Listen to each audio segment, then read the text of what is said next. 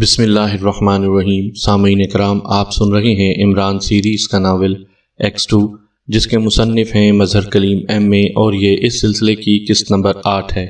مجھے امید ہے آپ کو میری یہ کاوش پسند آ رہی ہوگی۔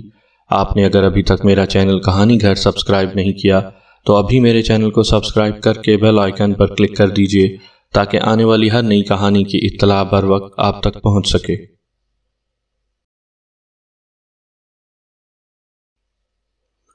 عمران اس کورنس پر کھڑا روشن دان سے اندر کا منظر دیکھنے میں مصروف تھا کہ اچانک کوئی سخت سی چیز اس کے پیر سے ٹکرائی۔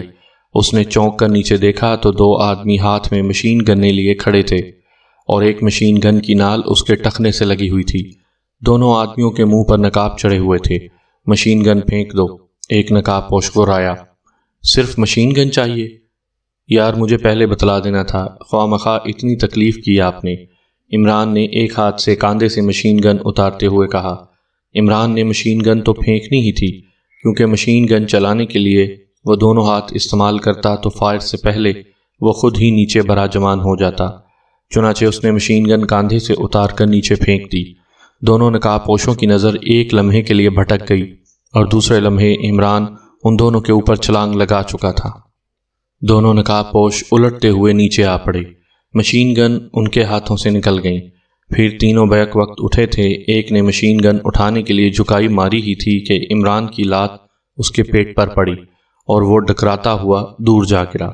دوسرے نے اسی دوران میں ایک زوردار لفٹ عمران کی کن پٹی پر جما دیا اور عمران بھی 2 لمحے کے لیے لڑکھڑاتا ہوا ہال کے دروازے سے جا لگا۔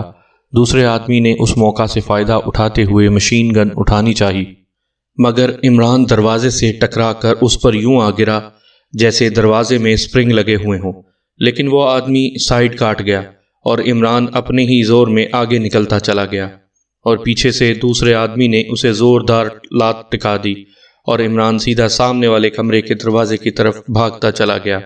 اسی لمحے دروازے میں 2 اور نقاب پوش نمودار ہوئے۔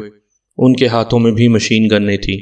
اس سے پہلے کہ وہ سنبھلتے، عمران نے پھرتی سے ان دونوں کے بازوؤں پر ہاتھ ڈال دیے اور پھر عمران ایک جھٹکے سے نیچے بیٹھتا چلا گیا اور وہ دونوں چیختے ہوئے اس کے سر پر سے ہوتے ہوئے پہلے والے دونوں آدمیوں پر جا گرے اور مشین گنیں ان کے ہاتھ سے بھی نکل گئی تھیں۔ ان کے اٹھنے سے پہلے عمران نے جھپٹ کر فرش پر پڑی ہوئی مشین گن اٹھائی اور پھر اس سے پہلے کہ وہ مشین گن سیدھی کرے، اچانک اس کے سر پر قیامت سی ٹوٹ پڑی۔ ضرب خاصی زوردار تھی۔ عمران کے ہاتھوں سے مشین گن نکل کر دور جا پڑی اور پھر دوسری ضرب پہلے سے بھی زیادہ قیامت خیز ثابت ہوئی اور عمران کی آنکھوں کے سامنے اندھیرا چھاتا چلا گیا۔ وہ ایک لمحے کے لیے چکرایا اور پھر فرش پر ڈھیر ہو گیا۔ بلیک زیرو سلیمان کو کار میں بٹھا کر اندر کمرے میں آیا اور پھر اس نے میز پر لگا ہوا ایک مخصوص بٹن دبا دیا۔ یہ ڈرائیور کے لیے مخصوص اشارہ تھا۔ بلیک زیرو بٹن دبا کر تیز تیز چلتا ہوا کوٹھی کے نیچے ایک خفیہ تہہ خانے میں جا پہنچا۔ اس تہہ خانے میں دیوار کے ساتھ ساتھ مختلف مشینیں فٹ تھیں۔ اس نے کرسی گھسیٹی اور ایک مشین کے سامنے بیٹھ گیا۔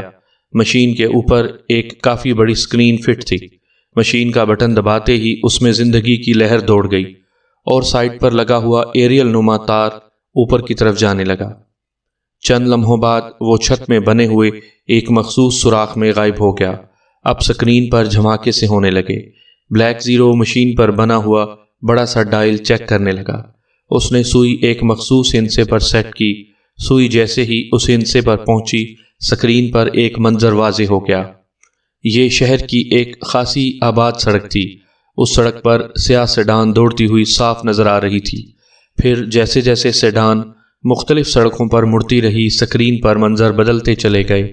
تھوڑی دیر بعد سیڈان ایوان صدر کے مین گیٹ کے سامنے جا کر رک گئی۔ ڈرائیور نے شناختی کارڈ ملٹری گارڈ انچارج کو دکھلایا اور پھر گیٹ کھول دیا گیا۔ سیڈان اندر داخل ہوئی اور ایک مخصوص پورچ میں جا کر رک گئی۔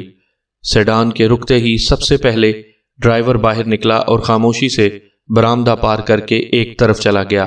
چند لمحوں بعد کار کا پچھلا دروازہ کھلا اور سلیمان باہر نکلا۔ اب اس کا رخ اندرونی دروازے کی طرف تھا۔ وہ بڑے وقار سے قدم اٹھا رہا تھا۔ دروازے پر کھڑے اسپیشل ملٹری پولیس کے آفیسرز نے سلیمان کو زوردار سلوٹ کیا اور ایک آفیسر نے آگے بڑھ کر دروازہ کھول دیا اور پھر مؤدبانہ انداز میں پیچھے ہٹ گیا۔ سلیمان نے اسلام کے جواب میں صرف سر ہلانے پر ہی اکتفا کیا اور دروازے سے ہوتا ہوا ہال میں داخل ہو گیا۔ وہ اس وقت بہترین ایکٹنگ کر رہا تھا۔ اس کی ایکٹنگ دیکھ کر کسی کو شک بھی نہیں پڑ سکتا تھا کہ نقاب کے پیچھے X2 کے بجائے کوئی اور شخصیت موجود ہے۔ سلیمان کے اندر داخل ہوتے ہی ہال میں موجود دیگر افراد مؤدبانہ انداز میں کھڑے ہو گئے اور سلیمان اپنی مخصوص کرسی کی طرف بڑھتا چلا گیا۔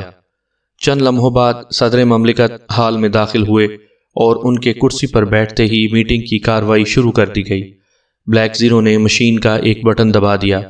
اب میٹنگ ہال میں ہونے والی ہلکی سی سرگوشی بھی کمرے میں گونجنے لگی۔ کارروائی ہوتی رہی۔ سر رحمان کی رپورٹ کے بعد صدر مملکت نے X2 کی طرف سوالیہ نظروں سے دیکھا اور کہا، مسٹر X2، آپ اس سلسلے میں کیا کہتے ہیں؟ بلیک زیرو نے تیزی سے مشین کا ایک اور بٹن دبا دیا اور پھر مشین کے ساتھ لگا ہوا مائک اٹھا کر منہ کے ساتھ لگا لیا اور پھر اس کی آواز مائک سے ہوتی ہوئی وائرلیس لہروں کے ذریعے میٹنگ ہال میں گونجنے لگی۔ چونکہ اس کا ریسیور سلیمان کے ہاتھ میں تھا، اس لیے یوں محسوس ہوتا تھا جیسے سلیمان بول رہا ہو۔ مجھے افسوس ہے کہ سر رحمان اپنے مقصد میں ناکام رہے۔ آپ یہ کیس مجھ پر چھوڑ دیجئے۔ مجرم تقریباً میری نظر میں ہیں۔ میں جلد ہی سر سلطان کو ان مجرموں کے پنجوں سے چھڑا لوں گا، یہ میرا وعدہ رہا۔ بلیک زیرو نے X2 کی مخصوص آواز میں کہا اور مائک رکھ دیا۔ X2 کے اس وعدے کا میٹنگ کے ارکان پر بڑا مثبت اثر پڑا اور صدر مملکت نے سر رحمان کو کیس باقاعدہ طور پر سیکرٹ سروس کو ریفر کرنے کا حکم دے دیا اور پھر میٹنگ برخاست کر دی گئی۔ میٹنگ برخاست ہوتے ہی صدر مملکت اٹھ کر چلے گئے اور اس کے بعد باقی ممبران بھی ہال سے باہر نکلنے لگے۔ سب سے آخر میں سلیمان اٹھا اور پھر وہ تیز تیز قدم اٹھاتا ہوا ہال سے باہر نکل آیا۔ ہال کے باہر موجود ملٹری پولیس کے سپاہیوں اور افسروں نے اسے سلوٹ کیا اور وہ سر کے اشارے سے انہیں جواب دیتا ہوا آگے بڑھتا چلا گیا۔ برآمدے کے ساتھ ہی اس کی مخصوص کار موجود تھی۔ باوردی ڈرائیور نے ادب سے کار کا دروازہ کھولا اور سلیمان پچھلی سیٹ پر بیٹھ گیا۔ دروازہ بند ہوتے ہی کار ایک ٹرن لیتی ہوئی گیٹ کی طرف بڑھتی چلی گئی۔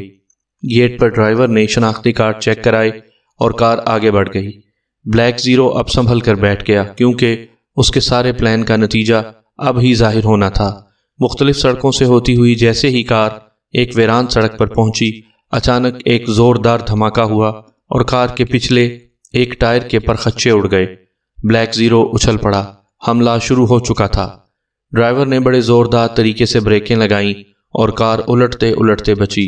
کار کے رکتے ہی ارد گرد سے تقریباً 20 کے قریب مسلح نکاح پوش درختوں کی اوٹ سے باہر نکل آئے۔ ان کے ہاتھوں میں موجود مشین گنوں نے آگ اگلنی شروع کر دی اور سب نقاب پوش گولیاں برساتے ہوئے تیزی سے کار کی طرف بڑھنے لگے اور پھر ایک جھٹکے سے انہوں نے کار کا دروازہ کھول کر ڈرائیور کو باہر نکال لیا۔ ڈرائیور کا جسم گولیوں سے چھلنی ہو چکا تھا۔ اس کی روح نہ جانے کب کی قفس انصری سے پرواز کر چکی تھی۔ بلیک زیرو نے دیکھا کہ سلیمان بھی گھبرا کر دروازہ کھولنے والے ہینڈل پر ہاتھ رکھنے لگا تھا۔ خبردار سلیمان، خاموشی سے بیٹھے رہو۔ کار کی پچھلی سیٹ بلٹ پروف ہے، گولیاں تمہارا کچھ نہیں بگاڑ سکتی۔ بلیک زیرو نے تیزی سے مائک پر سلیمان سے کہا۔ سلیمان نے ہینڈل پر سے ہاتھ اٹھا لیا۔ نقاب پوشوں نے کار کے پچھلے دروازے کھولنے کی بے حد کوشش کی، مگر دروازہ جب ان سے کسی طرح نہ کھل سکا تو انہوں نے اپنے لیڈر کے اشارے پر کار کے دروازے کے ہینڈل پر گولیاں برسانی شروع کر دیں، مگر نتیجہ پھر بھی صفر رہا۔ نقاب پوش شاید اس صورتحال سے گھبرا گئے تھے کیونکہ ان کا مشن فیل ہو رہا تھا اور گولیوں کی آوازوں سے ارد گرد کا علاقہ گونج اٹھا تھا۔ ادھر دور سے پیٹرولنگ پولیس کاروں کے سائرن اب نزدیک آتے ہوئے محسوس ہو رہے تھے، چنانچہ انہوں نے جھنجھلا کر کار پر ایک بار پھر گولیوں کا می برسا دیا۔ اچانک بلیک زیرو نے نقاب پوشوں کو پیچھے ہٹتے دیکھا، جیسے وہ ایک پلان کے تحت پیچھے ہٹتے چلے گئے ہوں۔ پھر نقاب پوش لیڈر نے جیب سے دستی بم نکالا اور بلیک زیرو گھبرا گیا کیونکہ بم سے یقیناً کار تباہ ہو جاتی۔ ادھر پولیس کاریں بھی اب دور سے آتی ہوئی صاف نظر آ رہی تھیں۔ سلیمان، باہر نکلو، جلدی کرو، بلیک زیرو نے مائک پر چیختے ہوئے سلیمان کو حکم دیا، مگر گولیاں سلیمان نے خوفزدہ انداز میں کچھ کہنا چاہا۔ ایسی خطرناک سچویشن سے اس کا کبھی پالا نہیں پڑا تھا، اس لیے خوف سے اس کی سٹی گم ہو رہی تھی۔ باہر نکلو، وہ کار پر دستی بم پھینکنے والے ہیں، بلیک زیرو چیخا۔ بم کا نام سنتے ہی سلیمان نے بجلی کی سی تیزی سے کار کا دروازہ کھولا اور پھر چھلانگ لگا کر باہر نکل آیا، اور دوسرے لمحے وہ سامنے سے آنے والی کار کی طرف بڑھا۔ نقاب پوش لیڈر نے یوں اچانک X2 کو باہر نکل کر بھاگتے دیکھا تو اس نے پھرتی سے دستی بم، جس کی سیفٹی پن ابھی تک نہیں کھینچی گئی تھی، جیب میں ڈال لیا اور پھر اپنے ساتھیوں کو مخصوص اشارہ کیا اور انہوں نے باقاعدہ مورچہ بنا کر سامنے سے آتی ہوئی پولیس پر فائرنگ کھول دی۔ چند نقاب پوش چیتے جیسی تیزی سے سڑک کے درمیان موجود سلیمان پر جھپٹ پڑے۔ سلیمان نے کافی ہاتھ پیر مارے، مگر چونکہ مخالف تعداد میں زیادہ تھے اس لیے انہوں نے سلیمان کو زبردستی اٹھا لیا اور سڑک کے بائیں طرف لے گئے، اور ڈھلان میں موجود ایک سپورٹس کار میں اسے پچھلی سیٹ پر بٹھا دیا گیا۔ پولیس کار اور نقاب پوشوں کے درمیان ابھی تک گولیوں کا تبادلہ بڑی شدت سے ہو رہا تھا۔ سپورٹس کار میں 2 اور نقاب پوش بھی بیٹھ گئے، اور پھر سپورٹس کار تیزی سے ٹرن لیتی ہوئی ایک سائیڈ میں پھیلے ہوئے درختوں کے ذخیرے میں گھستی چلی گئی، اور ذخیرے سے ہوتی ہوئی وہ ایک اور سنسان سی سڑک پر پہنچ گئی، اور پھر وہاں موجود ایک بیوک کار کے قریب جا کر رک گئی۔ سلیمان کو اس سپورٹس کار سے بیوک میں منتقل کر دیا گیا، اور پھر بیوک تیزی سے مختلف سڑکوں سے ہوتی ہوئی ایڈورڈ کالونی کی ایک عظیم الشان کوٹھی کے گیٹ میں داخل ہو گئی۔ پورچ میں بیوک کے رکتے ہی 2 مسلح نقاب پوش جو وہاں پہلے سے موجود تھے، انہوں نے تیزی سے کار کا دروازہ کھولا اور پھر مشین گنوں کی نالوں پر سلیمان کو کار سے نیچے اتار لیا گیا۔ مختلف برآمدوں اور کمروں سے ہوتے ہوئے وہ ایک ہال کے دروازے پر پہنچے۔ ایک نقاب پوش نے دروازے کے قریب لگا ہوا ایک بٹن دبا دیا اور دروازہ بے آواز کھلتا چلا گیا۔ سلیمان اندر داخل ہو گیا۔ یہ ایک بڑا ہال تھا جو فلوراسینٹ ٹیوبوں سے جگمگا رہا تھا۔ شارپ وائلی نے جیسے ہی ستون سے بندھے ہوئے X2 کا نقاب کھینچا، تمام ممبران اور سر سلطان حیرت سے چیخ اٹھے، کیونکہ سامنے سلیمان کھڑا آنکھیں جھپکا رہا تھا۔ شارپ وائلی 1-2 لمحوں کے لیے بے جان نظروں سے سلیمان کو دیکھتا رہ گیا۔ ممبران کی حیرت زدہ چیخیں شارپ وائلی کے کانوں میں پگھلا ہوا سیسا بن کر اتر رہی تھیں۔ بلیک کلارک بھی پھٹی پھٹی آنکھوں سے یہ نظارہ دیکھ رہا تھا۔ ان کی سمجھ میں نہیں آ رہا تھا کہ یہ سب کچھ کیا ہے۔ پھر سر سلطان کا زوردار کہکا گونجا۔ X2 کو بے نقاب کرنے چلے تھے، انہوں نے بڑے طنزیہ انداز میں کہا، اور شارپ وائلی اور بلیک کلارک دونوں تیزی سے سر سلطان کی طرف مڑے۔ شارپ وائلی کی آنکھیں غصے، ندامت اور جھنجھلاہٹ سے سرخ ہو گئی تھیں۔ X2 نے انہیں بڑی عبرتناک شکست دی تھی۔ وہ سلیمان کو پہچانتے تھے۔ وہ کبھی سوچ بھی نہیں سکتے تھے کہ جس X2 کو انہوں نے اتنے جامع اور مکمل پلان کے تحت پکڑا تھا، وہ ایک احمق کا باورچی نکلے گا۔ تمام ممبر ایک دوسرے کو حیرت بھری نظروں سے دیکھ رہے تھے۔ ان کے ذہنوں میں ایک ہی سوال گونج رہا تھا، کیا سلیمان ہی دراصل X2 ہے؟ لیکن سر سلطان کا طنزیہ کہکہا اس سوال کی نفی کر رہا تھا۔ مگر کیا سر سلطان مجرموں کو ڈاج دینا چاہتے ہیں؟ اس سے پہلے کہ وہ کچھ مزید سوچتے، اچانک وہ ایک بار پھر اچھل پڑے۔ ہال میں X2 کی مخصوص آواز گونجنے لگی۔ سب ممبروں کی نظریں بے اختیار سلیمان کے چہرے پر پڑیں، مگر سلیمان کے لب ایک دوسرے کے ساتھ مضبوطی سے پیوست تھے۔ شارپ وائلی اور بلیک کلارک، مجھے امید ہے کہ تم دونوں کو یہ تجربہ ہمیشہ یاد رہے گا۔ تم X2 کو بے نقاب کرنا چاہتے تھے۔ تم دونوں نے بڑا جامع اور مکمل پلان بنایا تھا، مگر تمہارے پلان کا حشر تمہاری آنکھوں کے سامنے ہے۔ اس کے ساتھ ہی تم خود اچھی طرح سوچ سکتے ہو کہ اب تمہارا کیا حشر ہونے والا ہے۔ یہ ٹھیک ہے کہ تم نے بڑی چالاکی سے صفدر کو بطور چارہ استعمال کر کے میرے تمام ممبران کو پکڑ لیا ہے، مگر X2 کے بازوؤں میں ابھی اتنی طاقت ہے کہ وہ تم دونوں کو ایک حقیر کیڑے کی طرح کچل کر رکھ دے۔ اور X2 کی آواز آنی بند ہو گئی۔ تمام ممبران دم بخود رہ گئے۔ اب انہیں اس بات کا قطعی یقین ہو گیا تھا کہ سلیمان X2 نہیں ہے۔ ان سب کو گولیوں سے اڑا دو، شارپ وائلی نے جھنجھلا کر مشین گن برداروں کو حکم دیا۔ مشین گن برداروں نے ٹریگر پر انگلیاں مضبوط کر لیں۔ اس سے پہلے کہ وہ گولیاں چلاتے، اچانک ہال کا دروازہ کھلا اور دوسرے لمحے عمران کو بازوؤں پر اٹھاتے ہوئے 4 نقاب پوش اندر داخل ہوئے۔ انہوں نے بے ہوش عمران کو شارپ وائلی کے قدموں کے قریب فرش پر لٹا دیا۔ کیا یہ مر گیا؟ شارپ وائلی نے مضطربانہ لہجے میں پوچھا۔ نہیں باس، یہ تہہ خانے سے نکل آنے میں کامیاب ہو گیا تھا، پھر اس نے ہمارے 4 آدمی مار دیے۔ جب ہم نے اسے ٹریپ کیا تو یہ ہال کے دروازے کے اوپر روشن دان سے اندر جھانک رہا تھا۔ اب یہ صرف بے ہوش ہے۔ ایک نقاب پوش نے مختصر سے سوال کے جواب میں طویل تمہید باندھ دی تھی۔ تم جاؤ، شارپ وائلی نے انہیں حکم دیا، اور وہ خاموشی سے ہال سے باہر نکل آئے۔ عمران کی آمد سے سیکرٹ سروس کے ممبران کو کافی وقفہ مل گیا تھا۔ کیپٹن شکیل نے پاس کھڑے چوہان کو دیکھا اور دوسرے لمحے اس کی انگلیاں پشت پر بندھے ہوئے ہاتھوں کی رسیوں پر رینگنے لگیں۔ دوسرے لمحے چوہان کا ہاتھ آزاد تھا۔ کیپٹن شکیل کے ہاتھ کا مخصوص کنگن اپنا کام کر گیا تھا۔ آئی کوڈ کے ذریعے چوہان کو پیغام مل گیا تھا، چنانچہ اس نے پھرتی سے ساتھ کھڑے نعمانی کے ہاتھ بھی آزاد کر دیے۔ پہلے اسے گولی مارو، شارپ وائلی نے عمران کی طرف اشارہ کرتے ہوئے کہا، اور پھر قدم بڑھا کر ایک طرف ہٹنے لگا۔ سامعین کرام، آپ یہ کہانی میرے چینل کہانی گھر پر سن رہے ہیں۔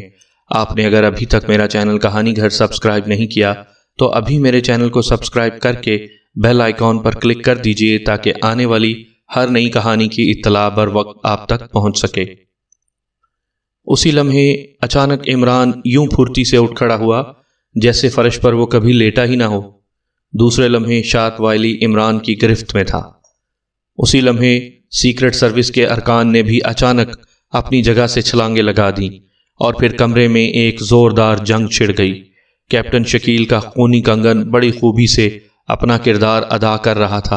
ایک بار تو شارپ وائلی اس کی زد سے بال بال بچا تھا۔ عمران شارپ وائلی کو اٹھا کر ایک گن بردار پر پھینک چکا تھا۔ عمران کی زوردار ضربیں 3 آدمیوں کو فرش پر لٹا چکی تھیں۔ حال چونکہ ساؤنڈ پروف تھا، اس لیے باہر موجود شارپ وائلی کے آدمیوں کو پتہ ہی نہ چل سکا کہ اندر کیا دھما چوکڑی مچی ہوئی ہے۔ ٹائیگر ایک ستون سے بندھا ہوا تھا اور بڑی بے بسی سے خوفناک جنگ دیکھ رہا تھا۔ اس کا بس نہیں چلتا تھا کہ وہ بھی اس جنگ میں شریک ہو جائے۔ اچانک عمران اس ستون کے عقب میں نمودار ہوا، اور پھر اس کے ناخنوں میں لگے ہوئے تیز بلیڈوں نے اس کے ہاتھ رسیوں سے آزاد کر دیے، اور پھر ٹائیگر بھی چیتے کی طرح غراتا ہوا جنگ میں شریک ہو گیا۔ مشین گن نے استعمال کرنے کی پوزیشن ہی نہیں رہی تھی، کیونکہ اپنے اور پرائے سب ایک دوسرے کے آگے پیچھے ہو چکے تھے، اس لیے یہ تمام جنگ دست بدست ہو رہی تھی۔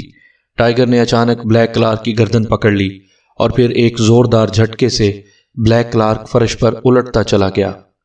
مگر دوسرے لمحے ٹائیگر بھی اڑتا ہوا دور کونے میں جا گرا، اور بلیک کلارک نے فرش پر گرتے ہی ٹائیگر کو اڑنگا مارا اور ٹائیگر دور جا گرا۔ اچانک شارپ وائلی کو کوئی خیال آ گیا، اور اس نے جیب میں ہاتھ ڈالا۔ دوسرے لمحے ہال میں دھماکہ ہوا، اور پھر ہال میں گہرا دھواں پھیلنے لگا۔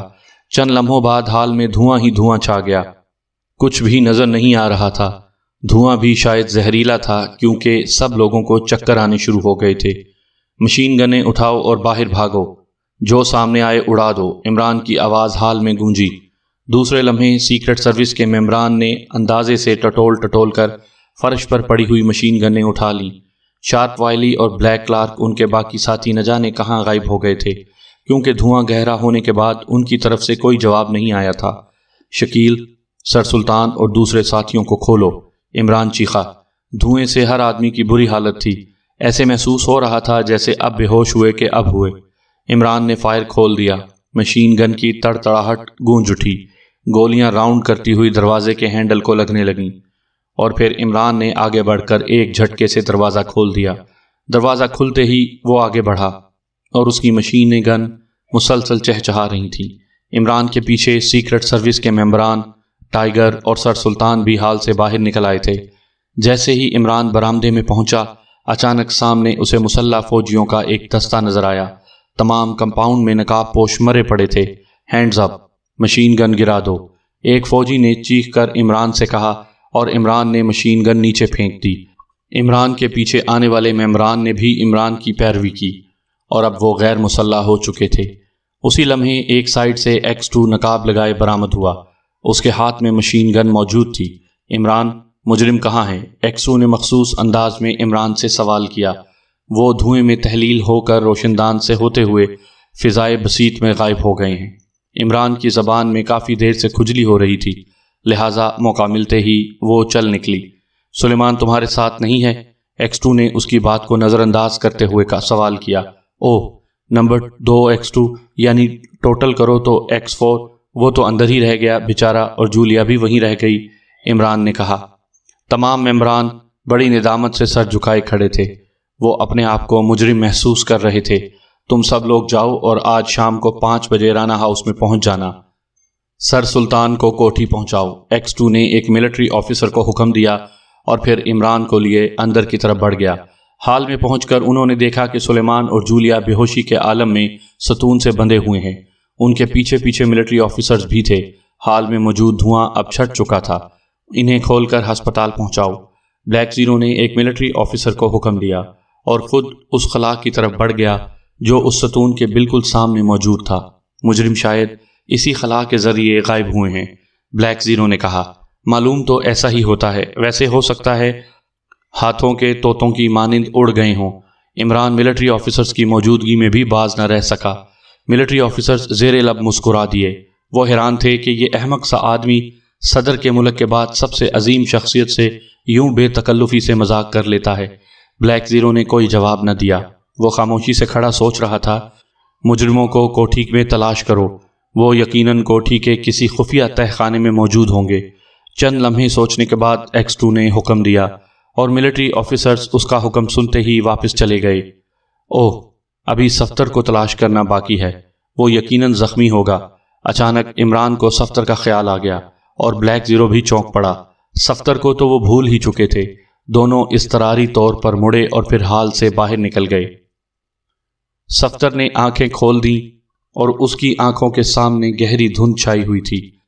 کسی واضح چیز کے بجائے ہلکی سی روشنی اور چمپی اندھیرے کا امتزاج ہی اس کی نظروں کے سامنے تھا۔ پھر آہستہ آہستہ دھند چھٹنے لگی اور اس کا ذہن بھی ساتھ ساتھ بیدار ہونا شروع ہو گیا۔ جب دھند بالکل چھٹ گئی تو اسے احساس ہوا کہ وہ ایک بڑے سے کمرے کے درمیان ایک پلنگ پر پڑا ہوا ہے۔ اس نے بے اختیار کروٹ بدلی اور اس کے ساتھ ہی اس کے جسم میں درد کی شدید لہر دوڑتی چلی گئی۔ اس کے منہ سے بے اختیار کراہ نکل گئی اور پھر اسے یاد آ گیا کہ اس کی پشت پر گولی لگی تھی۔ گو وہ پلنگ پر پشت کے بل ہی لیٹا ہوا تھا، مگر ذرا سا ہلنے سے تکلیف اپنی پوری شدت سے اجاگر ہو گئی تھی۔ وہ چند لمحوں تک بے حس و حرکت پڑا اپنے لاشعور کو کریدتا رہا اور پھر کسی فلم کے سین کی طرح سب کچھ اس کے ذہن میں واضح ہوتا چلا گیا۔ تو میں ان لوگوں کی قید میں ہوں، اسے کمرہ بند دیکھ کر خیال آیا۔ پھر چند لمحوں بعد اس کے منہ میں اپنے خون کا ذائقہ محسوس ہونے لگا۔ دانت اتنی زور سے بھینچے تھے کہ ہونٹ کٹ گیا تھا۔ اسی سے ظاہر ہوتا تھا کہ اس چھوٹے سے عمل کے لیے اسے کتنی تکلیف برداشت کرنی پڑی تھی۔ اب صفدر مکمل طور پر ہوش میں آ چکا تھا اور اس کے ساتھ ہی اس کی مضبوط قوت ارادی بھی عود کر آئی تھی، اور شاید یہ اسی مضبوط قوت ارادی کا نتیجہ تھا کہ اسی تکلیف کی شدت قدرے کم ہوتی محسوس ہوئی۔ اس نے ایک نظر اپنے سینے پر ڈالی۔ اس کے سینے پر پٹیاں بندھی ہوئی تھی۔ تو اس کا مطلب ہوا کہ مجرموں میں ابھی انسانیت کی کوئی رمق موجود ہے، صفدر نے سوچا۔ مجرموں نے شاید آپریشن کر کے گولی جسم سے نکال دی تھی، یا شاید گولی ایسے رخ لگی تھی کہ وہ سائیڈ سے باہر نکل گئی تھی۔ بہرحال اسے محسوس ہو رہا تھا کہ گولی اب اس کے جسم میں موجود نہیں ہے۔ تھوڑی دیر انہی خیالات میں گم رہنے کے بعد صفدر نے چونک کر ادھر ادھر دیکھا۔ پھر وہ بڑی آہستگی اور پوری قوت ارادی کو استعمال کرتے ہوئے پلنگ سے نیچے اتر آیا۔ چند لمحوں تک کے لیے تو اس کی آنکھوں کے سامنے اندھیرا چھایا، مگر پھر وہ سنبھل گیا۔ اس نے پلنگ کا سہارا لے کر ہال کے اکلوتے بند دروازے کی طرف مایوس نظروں سے دیکھا۔ دروازہ لوہے کا اور بے حد مضبوط تھا۔ اس کے علاوہ کمرے میں اور کوئی دروازہ یا کھڑکی موجود نہیں تھی۔ چھت کے قریب ہوا کی آمد و رفت کے لیے البتہ چند باریک سوراخ موجود تھے۔ صفدر کی جسمانی حالت ایسی نہیں تھی کہ وہ اس دروازے کو طاقت کے زور سے کھول سکتا، چنانچہ سوائے صبر کے اور کوئی چارہ کار فی الحال نظر نہیں آتا تھا، اور پھر اسے قطعی معلوم نہیں تھا کہ وہ کتنا عرصہ بے ہوش رہا ہے۔ ویسے اسے محسوس ہو رہا تھا کہ جیسے گولی لگنے کے واقعے کو صدیاں گزر چکی ہوں، ایک طویل عرصہ۔ ابھی وہ انہی خیالات میں غرق تھا کہ اچانک دروازہ کھٹاک سے کھل گیا اور پھر اس میں سے 2 آدمی اندر داخل ہوئے۔ ان کے چہروں سے شدید پریشانی اور الجھن اور مایوسی نمایاں تھی۔ صفدر فوراً پہچان گیا کہ وہ شارپ وائلی اور بلیک کلارک ہیں۔ انہوں نے اندر داخل ہوتے ہی دروازہ بند کر دیا۔ خوب، تو تمہیں ہوش آ ہی گیا، شارپ وائلی نے زہر میں بجھے ہوئے لہجے میں کہا۔ صفدر بھلا اس کا کیا جواب دیتا، خاموش رہا۔ شارپ، یہاں سے فوراً نکلنے کی کوشش کرو، میں نے باہر بے تحاشا گولیاں چلنے کی آوازیں سنی ہیں، شاید X2 نے اپنے مزید ساتھیوں سمیت حملہ کر دیا ہے۔ ظاہر ہے ہمارے قلیل سے ساتھی زیادہ دیر تک ان کا مقابلہ نہیں کر سکتے اور جلد ہی ہمیں تلاش کرتے ہوئے یہاں پہنچ جائیں گے۔ بلیک کلارک شارپ وائلی سے زیادہ پریشان تھا، کیونکہ اس نے ایک ہی سانس میں اتنا طویل فقرہ کہہ ڈالا تھا کہ صفدر بلیک کلارک کی بات سن کر چونک پڑا۔ وہ اس کی بات سے فوری طور پر ماحول کا اندازہ لگا چکا تھا، اور پھر اس کی صفدریت جاگ اٹھی۔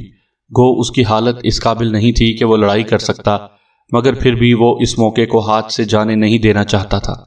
اس سے پہلے کہ وہ کچھ عمل کے مطابق سوچتا، اچانک شارپ وائلی نے دیوار پر ہاتھ رکھ دیا۔ دوسرے لمحے کمرے کے سامنے والی دیوار ہٹتی چلی گئی اور سامنے ایک طویل سرنگ آ رہی تھی۔ بلیک کلارک اور شارپ وائلی تیزی سے اس سرنگ کی طرف بڑھے، مگر صفدر اچانک اچھل کر سامنے آ گیا۔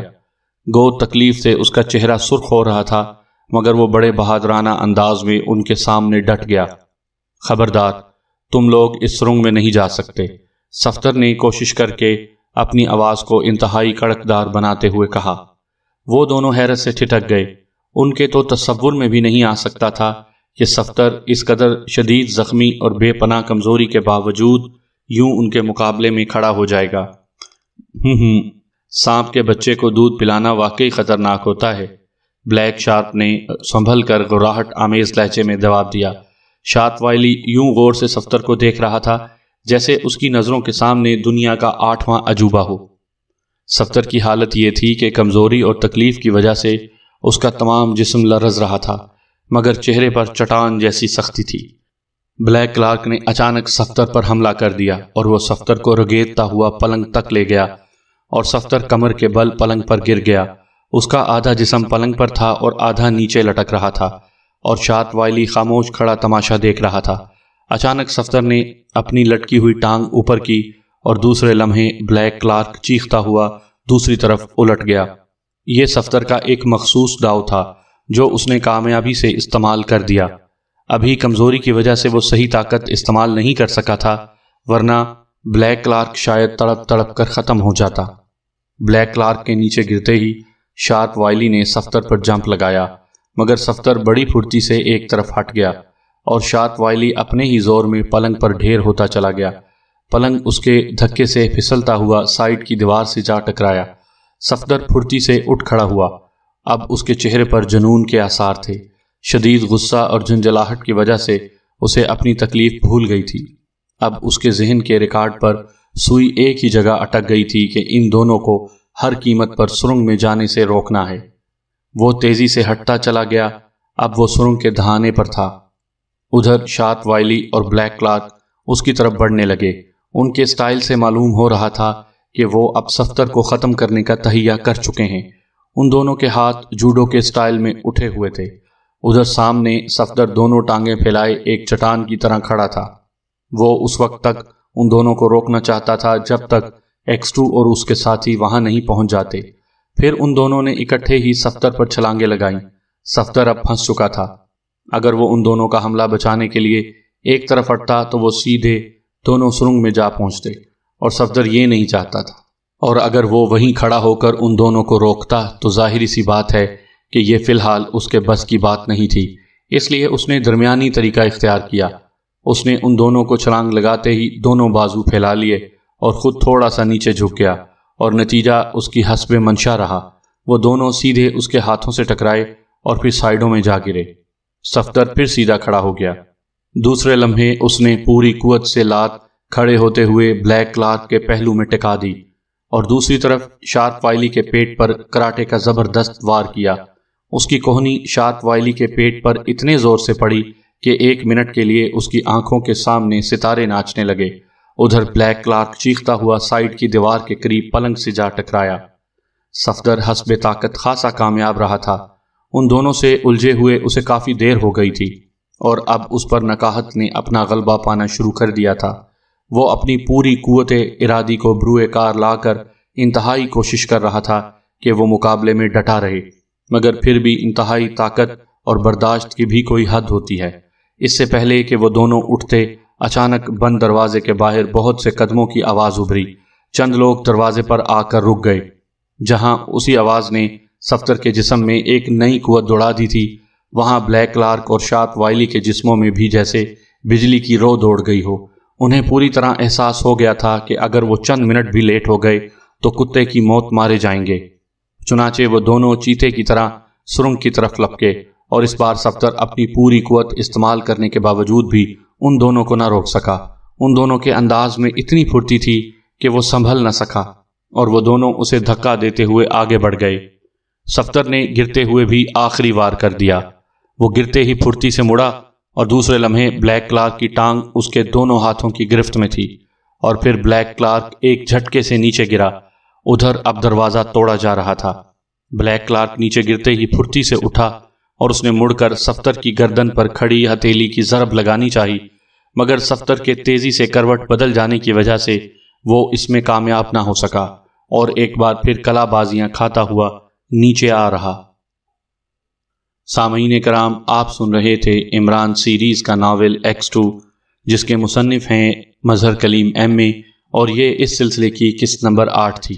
مجھے امید ہے آپ کو میری یہ کاوش پسند آ رہی ہوگی۔ آپ نے اگر ابھی تک میرا چینل کہانی گھر سبسکرائب نہیں کیا تو ابھی میرے چینل کو سبسکرائب کر کے بیل آئیکن پر کلک کر دیجئے، تاکہ آنے والی ہر نئی کہانی کی اطلاع بر وقت آپ تک پہنچ سکے۔